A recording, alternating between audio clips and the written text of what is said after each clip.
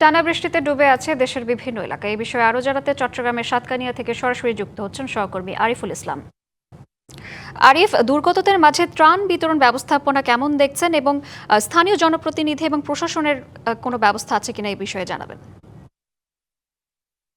শ্রাবন্তী, আপনার শেষ প্রশ্ন যেটা করেছেন সেটার উত্তর দিয়ে শুরু করতে চাইছি। সেটা হচ্ছে, আমরা কিছুক্ষণ আগে দেখেছি বিমান বাহিনীর পক্ষ থেকে এমনকি দুর্যোগ মন্ত্রণালয়ের পক্ষ থেকে কিন্তু ত্রাণ নিয়ে এসেছেন। আমরা এইটা বিগত দুদিন ধরে এই ত্রাণ সামগ্রী বিতরণের যে কার্যক্রম সেটা কিন্তু বেড়ে গেছে।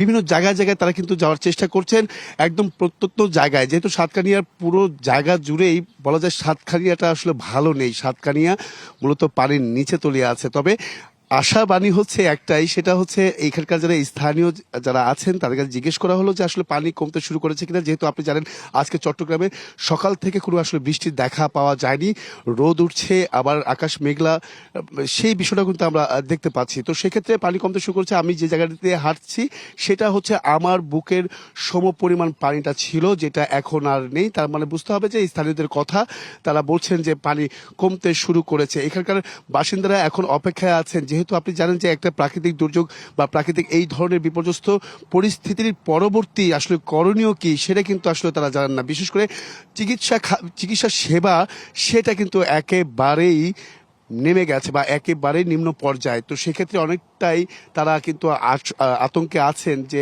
বাংলা কিউআর যেখানে নগদ পেমেন্ট সেখানে। সারা দেশে 10 লাখেরও বেশি মার্চেন্টে নগদে পেমেন্ট করুন খুব সহজে।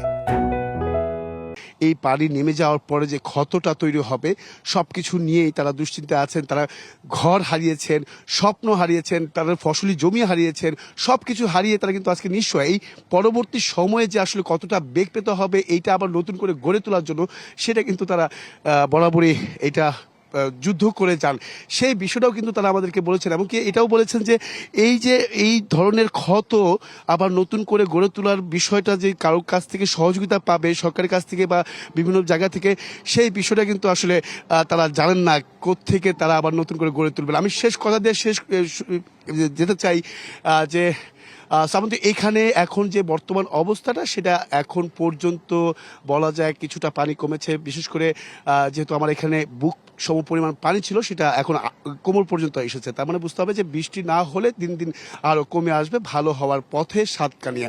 এই ছিল এখান থেকে শ্রাবন্তী সবশেষ। আরিফ, ধন্যবাদ আপনাকে।